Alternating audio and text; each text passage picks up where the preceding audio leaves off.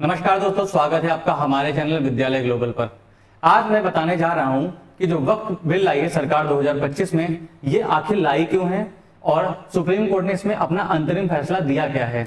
अगर हम इसमें देखेंगे कि भारतीय न्यायालय ने एक निर्णय दिया था कि वक्फ बोर्ड संपत्ति प्रबंधन के लिए जिम्मेदार वैधानिक निकाय है, ना कि धार्मिक संगठन। अब इसमें अगर हम ये बात करें कि ये संपत्ति मतलब कि क्या होता है, देखिए वक्फ बोर्ड का पूरी लड़ाई, हर जगह पे लड़ाई क्या रहती है, केवल प्रॉपर्टी की लड़ाई होती है। उसमें पर्टिकुलर किसी धर्म से उसका कोई रिलेशन नहीं होता।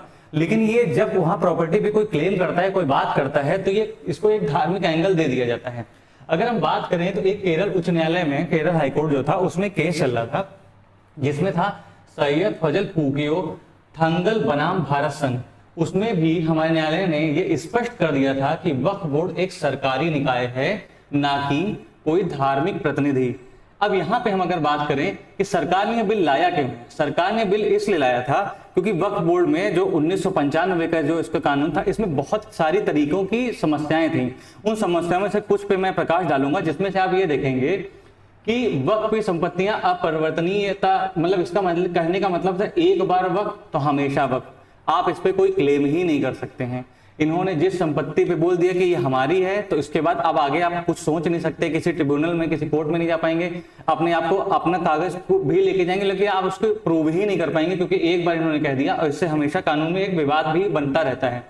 अगर हम बात करें तो एक बेट द्वारका नाम का एक द्वीप था, उस पर भी इन्होंने वक्फ संपत्ति घोषित कर दी थी। अगर हम आपको मैप के माध्यम से समझाएं तो देखिए गुजरात है हमारा, ये पूरा गुजरात है, और ये देखिए इस जगह पे बेट द्वारका है। अब इसको मैं थोड़ा सा जूम करके अगर आपको दिखाऊं तो आप यहाँ पे देख सकते हैं कि क्या नाम है, ये देखिए बेट द्वारका है, ये देखिए बेट द्वारका, ये आइलैंड है, इसको इन्होंने वक्फ प्रॉपर्टी घोषित कर दी। अब ये बताइए यहाँ पे वक्फ प्रॉपर्टी कैसे हो सकती है, इसका इनके पास कोई कागज है या कोई प्रमाण हो? कोई प्रमाण तो इसमें रहता नहीं है। जहां पे भी इन लोग को मन करता है उसको वो वक्फ घोषित कर देते हैं। अगर हम इसके बात करें कि वक्फ अधिनियम 1995 कुप्रबंधन और भूमि अतिक्रमण को रोकने में विफल रहा है, इसीलिए सरकार को इस तरीके का बिल लाना पड़ा और उसमें कई सारे संशोधन करने पड़े। अगर इसका मैं उदाहरण दूं तो उदाहरण में क्या है, कर्नाटक में एक मामला हुआ था कि 1975 से 2020 तक इन्होंने 40 ऐसी संपत्तियां थी जिसको वक्फ घोषित कर दिया था। अब मैं आपको बताऊंगा तो आप भी सुन के हैरत में आ जाएंगे। उसमें संपत्तियां क्या थी, जिसमें था खेत था किसी का, किसी की सार्वजनिक स्थान था, सरकारी भूमि थी, मतलब कोई स्कूल हो जाए या मतलब जैसे पड़ती जमीनें पड़ी होती, कुछ भी हो, ये वो सबको, कब्रिस्तान, झील, मंदिर, मतलब मंदिर को भी नहीं छोड़ रहा, मंदिर भी वक्फ के अंडर में आता है कि ये भारत पंथ निरपेक्ष है, यहाँ पे विभिन्न धर्मों के लोग रहते हैं, तो सबको अपने अपने धर्म को पूजा करना, अपने धर्म को मानना सबका अधिकार है। लेकिन इसमें भी ये मतलब किसी भी मंदिर में भी जाके ये लोग अब वक्फ घोषित करने पूरी कोशिश करते हैं। अगर हम इसके आगे हम बात करें कि वक्फ में 1995 में कहा गया था कि वक्फ न्यायाधिकरण के विरुद्ध अपील नहीं कर सकते हैं। देखिए बात जाहिर सी बात है, जब हम किसी भी मामले में हमें जैसे किसी चीज से कोई आपत्ति है तो हमारा भारत में सर्वोच्च न्यायालय, उच्च न्यायालय, लोअर अदालतें भी हमारे पास हैं, जिसमें हम जा सकते हैं, अपनी बात रख सकते हैं और अपने आप को मैं प्रमाण सिद्ध करूंगा तो अदालत जो हमें फैसला देगी तो सीधी बात है कि सारा चीज सामने आपके क्लियर हो जाएगा। और तो पारदर्शिता की इसीलिए कमी आती है, मतलब आप कोई भी संपत्ति पे क्लेम कर देंगे और उस क्लेम को अगर मैं प्रूव करने जाऊं और मैं मेरे को कोई से मेरी अदालत में ही मैं नहीं जा पा रहा हूं, तो जाहिर सी बात है कि हमारा एक तरीके से शोषण हो रहा है। अगर हम यहीं पे बात करें तो वक्फ अधिनियम में 1995 में एक धारा 40 है, ये अपने आप में बहुत खतरनाक धारा है, क्योंकि क्या है ना, संपत्ति को एक तरफा वक्फ घोषित कर देते हैं। कोई भी प्राइवेट प्रॉपर्टी हो, किसी की भी हो, उसको ये एक तरफा घोषित कर देंगे कि ये वक्फ की जमीन है, ये अब आपको इसको खाली करना पड़ेगा ऐसे करके। अगर हम बात करें, इसी का एक एग्जांपल देते हैं, तो केरल में 600 ईसाई परिवार रहता था, उसकी अपनी पैतृक भूमि थी, उन पूरी पैतृक भूमि को वक्फ संपत्ति घोषित कर दी। अब आप सोचने वाली बात है, किसी के पूर्वज वहां पे एक लंबे समय से रहते चले आ रहे हैं, वहां पे आगे की जो फैमिली रह रही है, आप आते हैं आज आप बोल देते हैं कि आज से आपकी प्रॉपर्टी वक्फ है। अब आपके कितने एंसेस्टर कितने लंबे समय से वहां पूर्वज रह रहे हैं और आप उसमें क्या नाम है वक्फ घोषित कर देंगे। अब अपने इनको भी, जो वहां परिवार रह रहे हैं, उनको भी समस्या कि अब इसको हम अपनी संपत्ति किस प्रकार से प्रूव करें, और वक्फ के पास भी ऐसा कोई कागज तो रहता नहीं है कि क्या नाम है कि हाँ इनके पास एक कोई प्रमाण हो कि नहीं ये प्रॉपर्टी हमारी ही है। अगर हम आगे बात करें तो इसमें आपको हम ये दिखाते हैं कि देखिए ये तिरुचेंथुरई गांव, ये तमिलनाडु का एक गांव है, हिंदू बाहुल्य गांव है, जहां पे ये देखिए ये मंदिर था, ये पूरे गांव, इस मंदिर को सबको वक्फ प्रॉपर्टी घोषित कर दी गई थी। इसी तरह ही आगे हम अगर देखते हैं तो ये सूरत का नगर निगम था, हाल ही में इसको भी वक्फ प्रॉपर्टी घोषित कर दी गई। और इसके साथ ही आप देखते हैं हुमायूं का मकबरा जो कि दिल्ली में स्थित है, इसको भी वक्फ प्रॉपर्टी घोषित कर दी गई। अब यहीं हम बात करेंगे तो यहाँ तो दुनिया जानती है इसको कि 8वां अजूबा हमारा है ताजमहल, इसको भी वक्फ प्रॉपर्टी घोषित की गई। ऐसे लगभग 132 ऐतिहासिक इमारत हैं जिसको वक्फ प्रॉपर्टी घोषित कर दी गई थी। ये इमारतों को क्या होता है, हमारी ASI इसका पूरा ध्यान रखती है, इसका पूरी देखरेख करती है। और यहाँ पे हमारे विदेशी पर्यटक भी आते हैं, देशी पर्यटक भी आते हैं, सरकार को राजस्व भी अच्छा खासा प्राप्त होता है। और ये एक विश्व धरोहर में से भी एक है। अगर आप सबको वक्फ प्रॉपर्टी घोषित कर देंगे, उसकी मेंटेनेंस कैसे करेंगे? अब इसके बारे में बताऊंगा कि अगर वक्फ ये प्रॉपर्टी घोषित करते हैं तो इनका रेवेन्यू कितना जनरेट होता है। अभी बताऊंगा तो आपको खुद में सुन के हंसी आ जाएगी। अब अगर हम आगे बढ़ते हैं और देखते हैं तो ये देखिए, ये क्या नाम है, भोजशाला मंदिर है, ये मध्य प्रदेश में है। ये मध्य प्रदेश में जो मंदिर है इसको भी इन्होंने वक्फ प्रॉपर्टी घोषित की है। इसी के साथ ही ऐसे ही हम अगर और देखेंगे तो ये रुद्र महालय मंदिर हमारे महादेव का मंदिर है, इसको भी इन्होंने वक्फ प्रॉपर्टी घोषित कर दी। अब उसके बाद आगे देखेंगे तो ये हमारा 12 ज्योतिर्लिंग में से एक सोमनाथ मंदिर है, इसको भी इन्होंने वक्फ प्रॉपर्टी घोषित कर दी है। सोचने वाली बात है कि क्या नाम है, ये भारत अगर पंथ निरपेक्ष है, सभी धर्म यहाँ पे रह सकते हैं, अपने धर्म की उपासना कर सकते हैं, तो आप दूसरे के धर्म के, दूसरे के मंदिर, दूसरे की प्रॉपर्टी पे कैसे वक्फ घोषित कर सकते हैं और अपना बता सकते हैं? अगर आप सरकारी निकाय हैं, आप तब प्रॉपर्टी घोषित कर रहे हैं तो प्रॉपर्टी का विवाद होगा तो उसको सुलझाने के लिए हमारे पास एक माध्यम भी होना चाहिए। जो सबसे ज्यादा जरूरी है, हमारे पास कोर्ट खुली होनी चाहिए कि मैं अपनी बात को रख सकूं, नहीं ये मंदिर हमारा है, हम इस चीज को प्रमाण सिद्ध कर सकें। लेकिन ये ऐसा करने का भी हमें अधिकार 1995 में जो अधिनियम है उसके थ्रू हमें नहीं देता है। अगर हम आगे बात करें तो आप सुन के हैरत में आ जाएंगे कि अभी जो हमारा महाकुंभ मेला हुआ 2025 में, तो वहां के लोकल वक्फ वाले थे, उन्होंने इसको भी वक्फ प्रॉपर्टी घोषित कर दी। मैं अगर अब आगे जो बात कहूंगा उसमें कुछ लोग को बुरा लगेगा, लेकिन कहने पे मुझे मजबूर कर रहा है ये बात कि जब गूगल और मुगल ये दोनों नहीं थे तब से हमारा महाकुंभ चल रहा है। सनातन संस्कृति बहुत ही लंबे समय से चली आ रही है।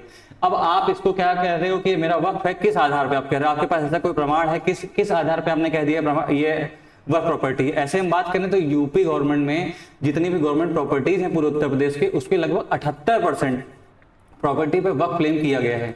ऐसे ही 2014 में 123 के लगभग आसपास का ये जो इससे पहले यूपीए की गवर्नमेंट थी, उन्होंने वक्फ प्रॉपर्टी दे दी थी लुटियन दिल्ली के कुछ प्लेसेस को, जिसको 2018 में बीजेपी गवर्नमेंट, एनडीए गवर्नमेंट ने उसको वापस से सही करने का काम किया है। अब आगे हम बात करें तो ये वक्फ भी एक पोर्टल है, उसकी अपनी एक रिपोर्ट है जिसमें बोला गया 58,898 से अधिक संपत्तियों पर अवैध कब्जा है। अब सोच लीजिए, अवैध कब्जा हो चुका है। इनकी अपनी खुद की वेबसाइट की रिपोर्ट है, वहां पे बताया गया है।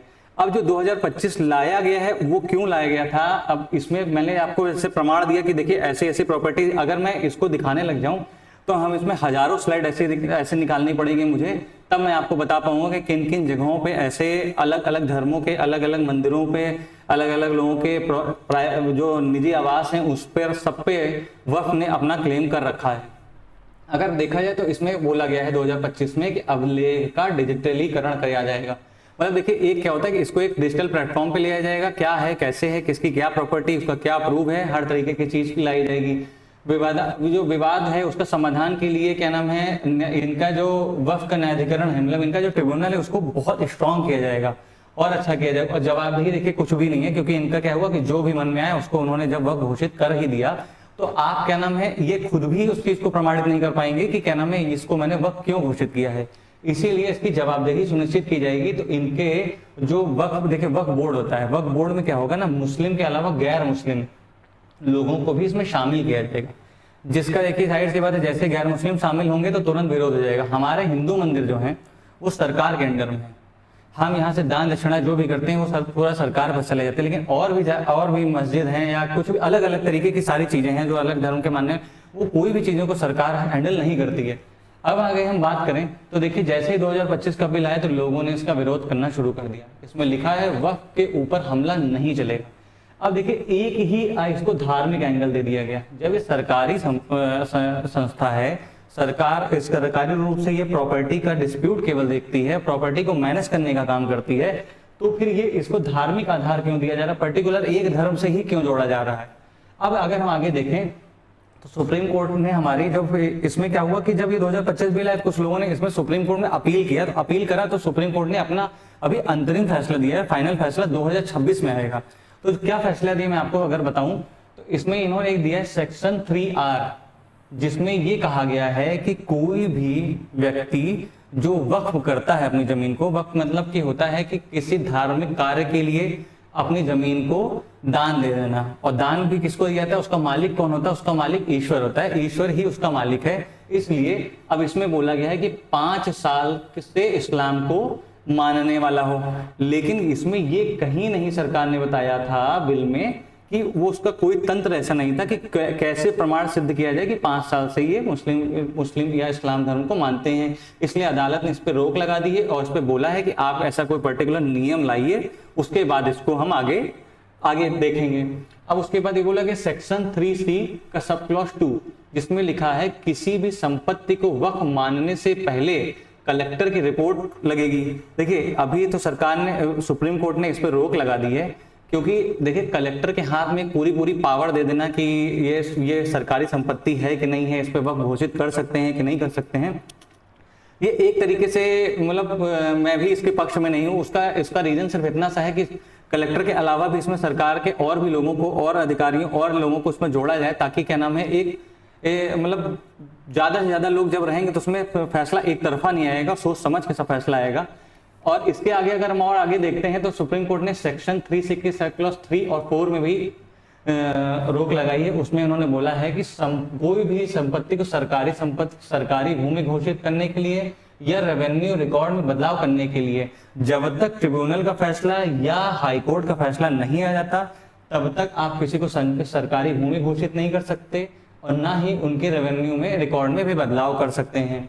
उसके साथ सेक्शन 9 और 14 में अब सेंट्रल वक्फ बोर्ड में अधिकतम 4, मतलब देखिए इसमें कहा है सुप्रीम कोर्ट ने कि जैसे एक वक्फ बोर्ड होता है सेंट्रल और एक होता है स्टेट। जो सेंट्रल होता है उसमें टोटल मेंबर जो होते हैं, टोटल मेंबर सेंट्रल में 22 होते हैं और जो स्टेट होता है उसमें 11 होते हैं। तो सुप्रीम कोर्ट ने इसमें कोटा सिस्टम लगा दिया है। अगर हमारा सेंट्रल होगा तो इसमें मैक्सिमम 4 लोग होंगे गैर मुस्लिम और 11 जो होगा स्टेट वाला उसमें 3 लोग होंगे गैर मुस्लिम। मतलब उन्होंने कोटा सिस्टम कर दिया कि इससे ज्यादा आप गैर मुस्लिम लोगों को वक्फ बोर्ड में नहीं शामिल कर सकते हैं। अब बात करें सेक्शन 23 की, जिसमें सुप्रीम कोर्ट ने सलाह दी है सरकार को कि मुस्लिम को ही वक्फ बोर्ड का CEO बनना चाहिए। ये फैसला रहा है, अभी ये अंतरिम फैसला है, फाइनल फैसला 2026 में आएगा। तब तक हम लोग को इंतजार करना पड़ेगा, देखते हैं सरकार का भी इस बिल को लेकर क्या रुख रहता है, आगे आने वाले समय में क्या परिवर्तन आएगा, क्या इसको सरकार करती है, ये आगे का विषय है। अब अगर हम बात करें कि अब इसमें कि इसको धार्मिक एंगल कैसे दिया जाता है, धार्मिक एंगल ऐसे दिया जाता है कि हमारा जो संविधान है उसमें मूल अधिकार दिए हैं। मूल अधिकार में हमारा अनुच्छेद 26 है। अनुच्छेद 26 में बोला जाता है धार्मिक मामलों का प्रबंधन करने का अधिकार। अब देखिए हमारे यहाँ अल्पसंख्यक समाज में हमारे यहाँ सिख भी आते हैं, जैन भी आते हैं, ईसाई भी आते हैं, बौद्ध भी आते हैं और मुस्लिम्स भी आते हैं। लेकिन अल्पसंख्यक समाज को धार्मिक मामलों का प्रबंधन करने का अधिकार जब दिया जाता है तो कभी आपने कहीं भी ये सुना है कि किसी सिख ने, जैन ने कहीं भी किसी भी जमीन को या किसी उनका कोई ट्रिब्यूनल बनाओ जिससे वो अपने किसी भी दूसरे के प्रॉपर्टी को अपनी घोषित करें? ऐसा कहीं नहीं हुआ है।